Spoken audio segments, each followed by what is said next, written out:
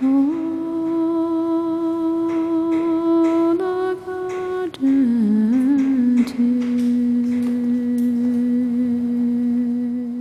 荣幸请到他，现在欢迎 Gino 教授。谢谢。Okay, so today I'm going to talk a little bit about music and media and its influence and its application in kind of these inner dimensions in, on transformation. But I can't read or write, but I was surprised to find that the word for music is the same word, is very similar to the word for medicine in ancient, in the Chinese language. And so if you look at the ancient Greeks as well too, they were, the ancient Greeks were also very, considered music having healing properties. And it's actually ingrained in our language in Chinese. And it turns out with science, we're discovering a lot of the neurological influences of music, from cognition to motor control to attention and also emotion. And so if we look at what music actually does, and when you think about music and when you're listening to music and we're actually dancing to music, physically what music does is it synchronizes affective, meaning emotional, perceptual cognitive, how we perceive the world and how we think, and the motor processes within the central nervous system within an individual. So as a person listens to music, a lot of the neurological changes that are happening really influence how they perceive and how the emotions are activated within the physiology. The other interesting thing about music that you probably know when you go to a concert or when you go dancing is that it also synchronizes it not only within an individual, but among individuals as well too. So when you're dancing together or when you go to a rock concert or when you go to a classical music concert, you could almost feel a palpable energy there, and there is a synchronization that we're finding between individuals. The other thing that they've been discovering later, also recently, more within the realm of the brain, is there's a property that if you have two frequencies that are within 18% difference, your brain, between the left ear and the right ear, your brain is not able to resolve that. And what actually happens is it flips back and forth between the left and the right. And there's this process that we've discovered called binaural beats, where you can actually induce different waveforms in the brain by encoding waveforms within sound and music.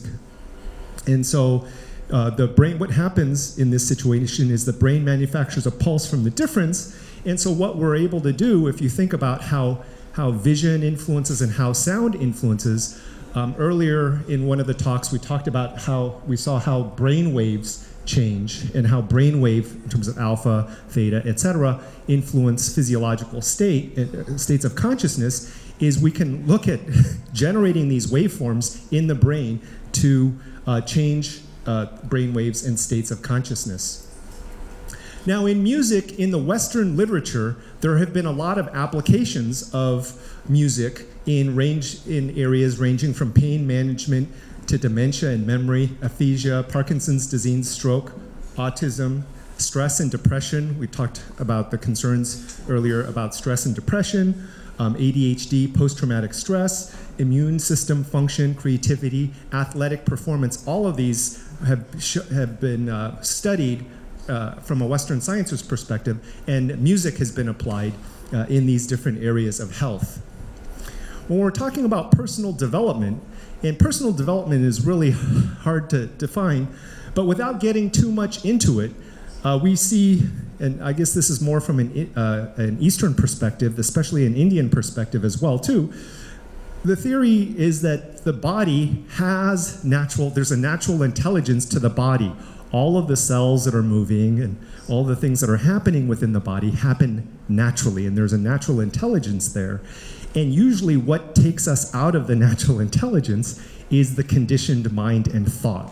And so the argument here related to Zen and a lot of these different practices is that if we can reduce the influence of thought and the conditioned mind, on the autonomic nervous system and the processes of the physiology, you will rest and act from natural intelligence, which people also call intuition, insight, etc. And so part of what transformation is, in a simple way of defining it, is to be able to surrender thought to somatic awareness. And so rather than shifting things externally and judging things and framing things in story, is being more aware of how you're breathing, how your body is. And so, for example, the practice that Mark just had us go through is really being aware of how does your body feel. And if we can pay more attention to how our body feels and how we're breathing, rather than the stories in our mind, etc., then that is transformation. And if we can integrate that with how we behave and how we act, then that is transformation. And so it's really about natural regulation of rhythms of the physiology, breath, heart rate, etc., for us to be able to connect to natural intelligence. And so music, in relation to regulating natural rhythms of physiology, has an important role to play in that. As I mentioned before, now we know that with sound and with images, we understand the areas of the visual cortex. And if you think of the brain as a home theater, I know in my home I have actually a home theater set up with 7 speakers, and with 7 speakers you can create different sound effects and everything. But if you think about the brain in how I act, how I feel physically in terms of touch, what I hear, what I smell, and what I see, and if I can regulate that in a way, I can actually induce different brain waves in the brain in different areas, which can potentially induce different states of consciousness. Another application on the sound and music side, and part of the practice that Mark just had us go through, where we were relaxed, but we were also listening, is in mindfulness. And in mindfulness, we're present versus thinking and being in thought. And one of the interesting things physiologically that we've developed over the ages is a process called the, I don't know if you've heard of the cocktail party effect. In the cocktail party effect, what happens is, you'll notice that if I start talking like this and I don't use the microphone, you can actually, this is bad for the recording, I know, but you can actually still hear what I'm saying. Although there's a lot of noise, your brain will filter out all of the other noise, but in order to hear what I'm saying right now, actually this probably isn't working in the translation because you're still getting it in the ear, but what happens is, in order to hear what I'm saying, you actually have to be more present and you have to pay more attention. And so by being able to create games where there's a foreground noise and a background noise, and I'm able to modulate and change the background noise from the foreground noise, I can entrain mindfulness within kids. And we've developed some applications, for this kind of thing. And the other neat thing about this, especially when we're talking about music and the creation of music, is in intersubjective engagement. So a lot of you that are in companies right now and we're working with teams, but people have different worldviews and perspectives. How do we create environments that get people working together? And so how can we use, and so techniques such as drum circles, dance, and these other modalities in music, because they're pre-linguistic, pre-cognitive, before language, there are ways in which we can develop processes that help people come together in an intersubjective way in engagement. The neat thing about today, which is really exciting, is with the digital revolution, there are new technologies and applications. So there are things like biofeedback, where we have EEG, actually low-cost EEG now, where we can measure things like brain waves, your heart rate variability, which is correlated to the activation of the sympathetic nervous system, and stress response with skin response, etc. Now there's interactive media. Media used to be one direction, where it was a big commercial or something that everybody saw. Now with the internet, I can broadcast something globally, but then as people engage with it, I can personalize to their interests and the way they perceive things. So the way that, the Amazon equivalent in in China, probably, the way it recommends books, or for those of you that go to Amazon.com, as it's looking at what kind of books you're interested in, and it's recommending other books based upon your interest, so it's able to personalize. The other neat thing is there's Vibrotactile Induction. I actually have here, I'm just going to run here to show you real quick. Oh, just from a technology perspective,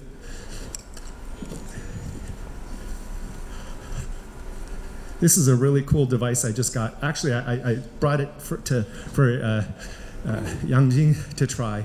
It's a backpack that you wear, but it's a subwoofer. So you wear it on your back, you plug your music in, and it gives you the feeling of the bass drum, so it gives you a tactile feel of the music, which for me has really changed my perception of music. So normally when you're wearing headphones, you're not aware.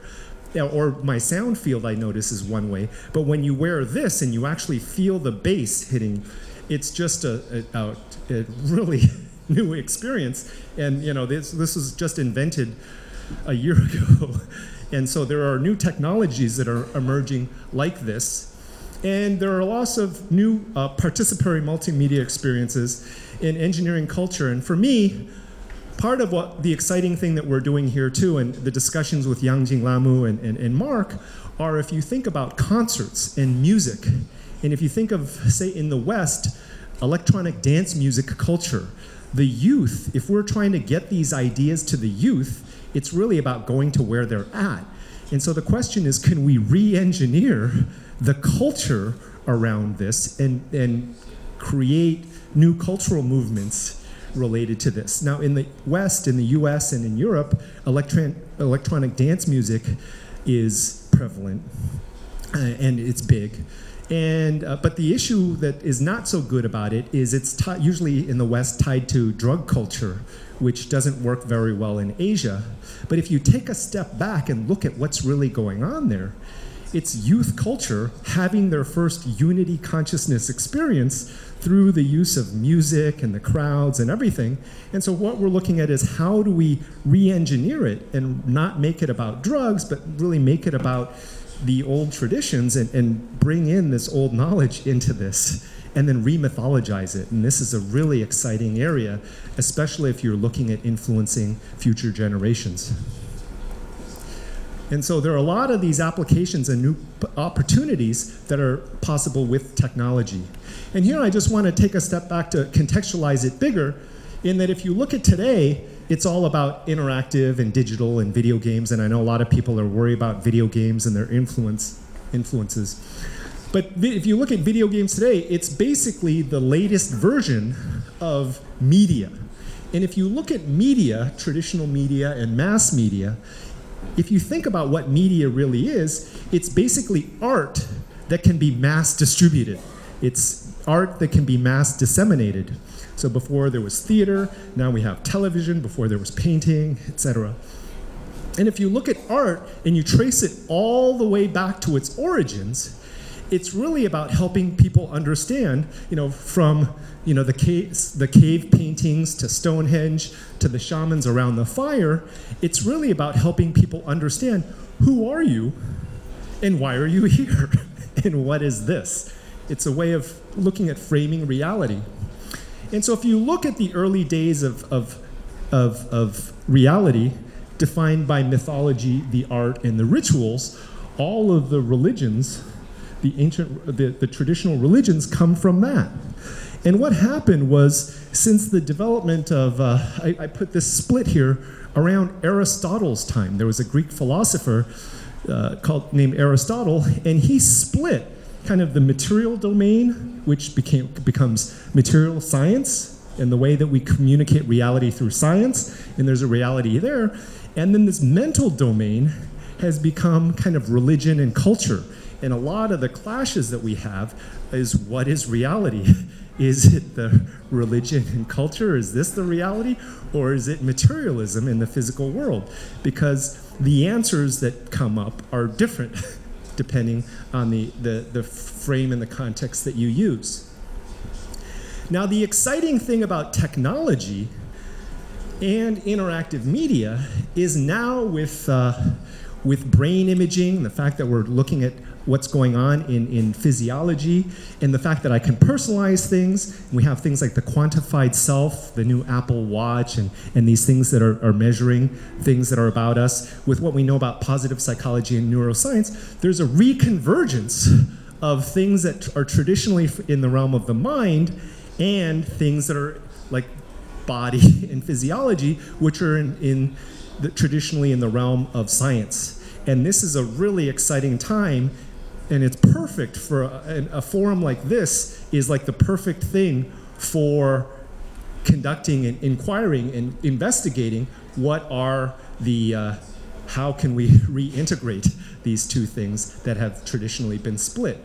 And I think this is the one thing that we have if we are going to continue on this planet.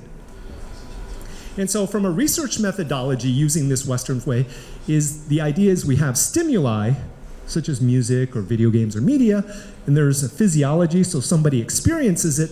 Then with biometric measures, we have EEG, heart rate, variability, skin response, these things that we can measure in real time, and then based upon that, we can actually feed back in a personalized media way.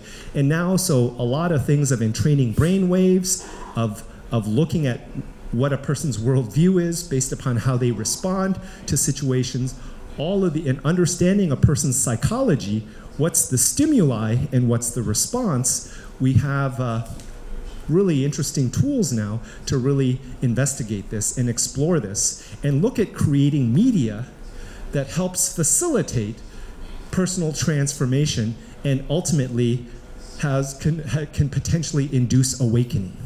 And so there's a term that we've developed here called kind of engineering enlightenment. So once you have something that can be objectively measured, like the physiology, you have an opportunity of engineering things and really exploring. And this is a really exciting time for all of this. And so lastly, one of the things that we've been talking about too is establishing a transformational music and media center. There is a lot of work at MIT. They have a music, mind, and health center. But a lot of these things have really been looking at things from a Western perspective. But I think China, the fact that music and medicine are very much related, there is an Asian perspective for this, and this is something that we're hoping to develop and to research. Thank you.